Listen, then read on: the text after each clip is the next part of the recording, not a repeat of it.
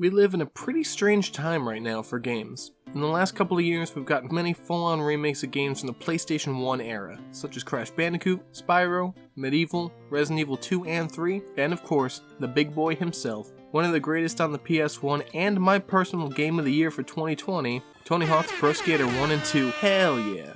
For me, the original PlayStation was the first game console that really got me seriously interested in video games as a kid, and a lot of these games became really important to me over the years, specifically the Crash Bandicoot and Resident Evil games. Needless to say, I have quite a bit of nostalgia for the little gray box and its games.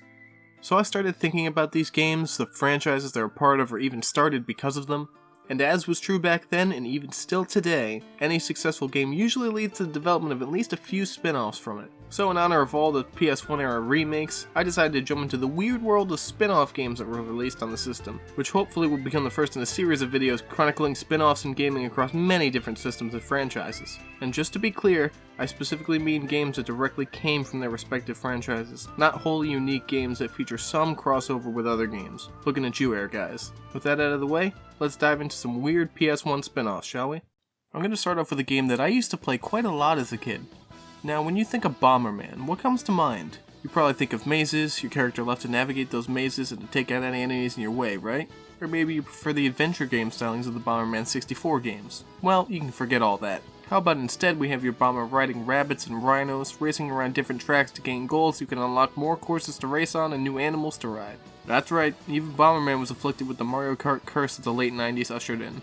I am, of course, referring to the anomaly that is Bomberman Fantasy Race. Released in 1998 in Japan, 99 in North America, and 2000 in Europe for some reason, Bomberman Fantasy Race is a unique little kart racer that, in my humble opinion, is very underappreciated when looking back at the boom of racers that happened during the 5th generation of consoles, because everybody knows that if it isn't Mario Kart 64, Crash Team Racing, or Diddy Kong Racing, it's probably been forgotten by the general public, and that's a shame. The game looks pretty good for a 3D PS1 title, with plenty of color and variety in the backgrounds, and it has some pretty good track design. When you win races, you also get to run through the tracks again for one lap in a coin collecting bonus game, helping you get some extra currency to purchase more tracks and animals. The controls are a little strange, as you have to press up on the D-pad to use your boost, which is required to win some of the harder races. You also have to money grind in order to unlock all the tracks and animals, but honestly, the game is pretty fun, so I don't mind it too much. Plus, there's an exploit to trade all your money from one save to another repeatedly to get infinite money, if you don't feel like grinding. It also has a bank where you can view your coins in these big filing cabinets for a visual representation of your money, which is pretty cool. Overall, I am pretty nostalgic for it, but I still think it's a very competent game in its own right. And hey, it's still available on the PS3 online store for $6 if you want to grab it and give it a shot. Also, true story, when I started playing this game again for this video, my older sister, who doesn't really play video games, decided she wanted to play and even started her own new file so she could. Which is pretty cool, honestly. Moving on to something I had never played before making this video, let's talk about a franchise with nearly 1 million releases, but surprisingly not too many spin-offs. I do of course mean one of the most influential fighting games ever made, Street Fighter. Now I was never too big of an SF fan, but this game caught my attention when I was researching games for this video, and it's also available on the PS3 store still, so I had to grab it. The game is called Pocket Fighter in the West, but in Japan it got the far superior title of Super Gem Fighter Minimix, which not only sounds way sillier, but it's also more fitting for the game. Now, Pocket Fighter is actually a crossover technically between Street Fighter and Darkstalkers, but with the way Capcom characters weave between franchises, I still think it's fine to include here. Plus, there's only a handful of DS characters, so it's mostly Street Fighter being represented anyway. It also forgoes the standard SF art style, instead opting to go with a more cutesy, chibi style for the characters, adding to the game's fantastical nature. Stages and backgrounds are also filled with character cameos and various other Easter eggs. In terms of gameplay, it plays similarly to Street Fighter, which of course means that I am not particularly good at it. The game is still a fighting game, but it's got a unique gimmick where you collect gems in order to power up your special moves. The game's got a pretty decent sized roster for a spin-off and even has some secret characters like Dan and Akuma. Characters also can use certain moves that transform them into different Capcom characters, such as Chun-Li being able to transform into Jill Valentine from Resident Evil, which naturally means that she's the character for me. The game has your standard modes such as arcade stores for each fighter and exhibition matches, so feel free to have at it if that's your kind of thing. I think it's wild that this exists, but with the likes of Street Fighter the movie the game also existing, I guess it's not that weird after all.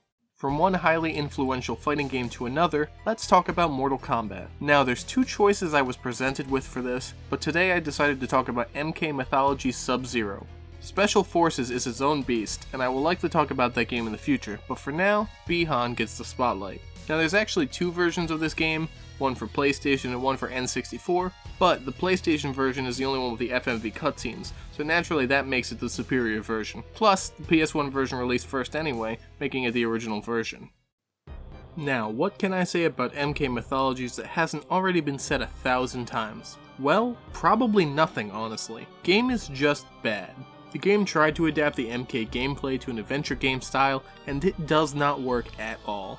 The level design is convoluted, and there's leaps of faith everywhere, and it's ridiculously difficult. I watched a full playthrough of this game on Twitch, and it made me know that I would never try to play this game through fully myself. Do yourself a favor and skip this one. But hey, those live action cutscenes, they Shinnok is the destroyer of all realms, including Khan's outworld. Destroyer of all realms? You are insane. That amulet isn't worth the bronze it's molded from. Believe what you will, Sub-Zero. Goodbye, Ninja.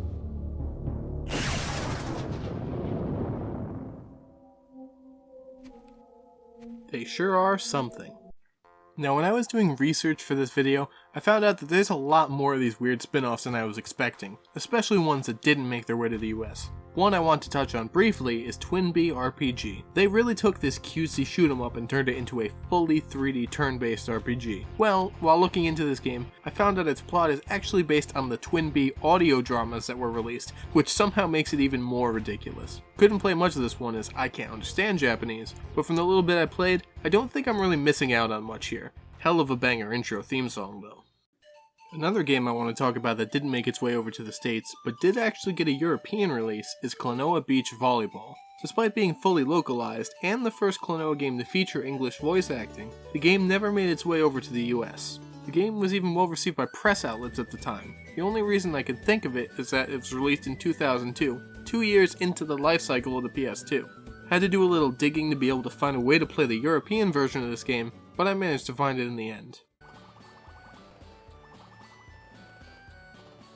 Well, why is it called Beach Volleyball then? This game is a 2v2 volleyball game with the player controlling either one or both characters on their team. There's also an option to have two players share a controller and play together, but I didn't test it out for myself. The game has a championship mode, basically acting as the arcade mode, and also an exhibition mode for single matches. The game seemed perfectly fine from what I played of it, although volleyball games were never really my thing. It's much more of a tennis game kind of guy. Such an odd little title though, and exactly the kind of nonsense I was looking for when I set out to make this video. Bring back my boy Klonoa, Namco. It's been way too long. Now I had to throw in some games from some of the biggest franchises on the PlayStation, so let's get right to it. Final Fantasy VII is one of the defining games on the PS1, and many consider it one of the best games ever made. Personally, I think it's okay, not my favorite game in the franchise, but I have a lot of respect for the Final Fantasy brand as a whole. Now it did start a full spin-off franchise right here on the PS1, namely the Final Fantasy Tactics franchise, but that's not the spin-off that I want to talk to you about today. No, I'd rather focus on everybody's favorite bird companion, the Chocobo. There's a few games I could have chosen for this, but today we're going to focus on Chocobos Dungeon 2. Why the second game? Because the first game didn't come out in the US, of course. Bit of a trend, really. Chocobos Dungeon is a series of dungeon crawling RPGs based on the popular Mystery Dungeon formula. This game was actually the first Mystery Dungeon game to make its way outside of Japan, no doubt bolstered by the popularity of the Final Fantasy brand. Aesthetically, this game is cute as all hell. I mean, just look at this intro cutscene, it's adorable. As we've seen, changing up the art style to be more cutesy was commonplace for gaming spin-offs at the time, but if there was any game that nailed it better than the rest, it's this one. In terms of gameplay, if you've ever played a Mystery Dungeon game, you'll be pretty familiar with it. You walk around on a grid, enemies move when you do, you have a melee attack to hit enemies when they get close, and you can use spells and kick items and enemies. You also have this energy meter that you need to constantly eat seeds to refill, which eats up space in your already limited inventory. And this game is pretty brutal, as whenever you die, you lose everything you had in your inventory, including equipment. The gameplay is also fairly repetitive, but that's something that plagues a lot of the Mystery Dungeon games. If you're interested in a Final Fantasy themed mystery dungeon game, maybe go check out the Wii version instead, or its current gen remaster.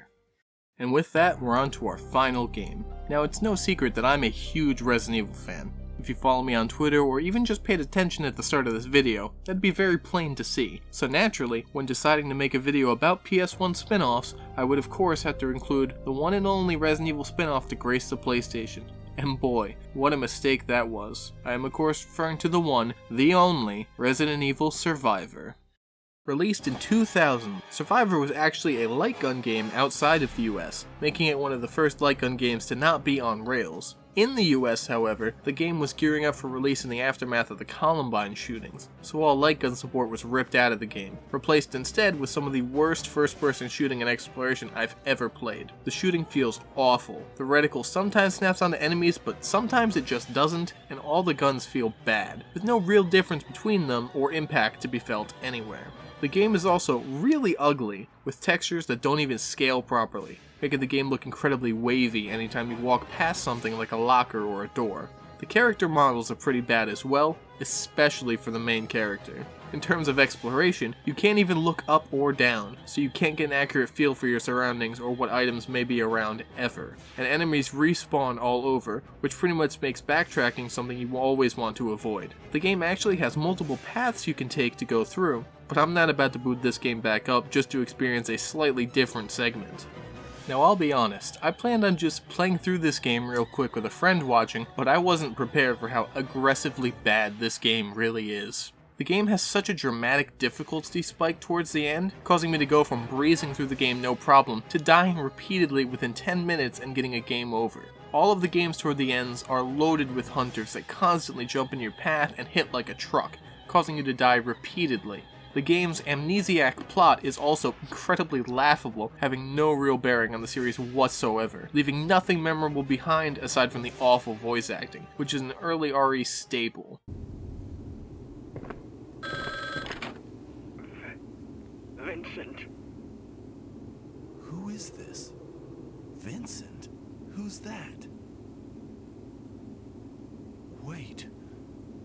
Am I Vincent? Vincent, you are a murderer. A murderer. A murderer? What are you talking about? Answer me. Who did I kill?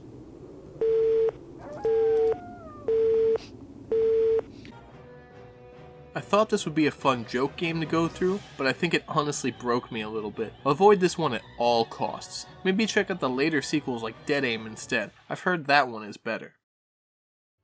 The PlayStation era was such a wild time for games, filled with growing pains of early 3D and constant experimentation, and these spin-offs just helped to exemplify that. I love the PS1, and this was a really fun experience to really dig in and find some of the weird side games and popular franchises that cropped up on here, even if the results are pretty mixed. What did you think of these games? Are there any other consoles you think I should take a look at spin-offs for, such as the Super Nintendo or PS2? Are there any other PS1 spin-offs you think I should talk about in a follow-up video to this? Let me know in the comments below, and thank you so much for watching.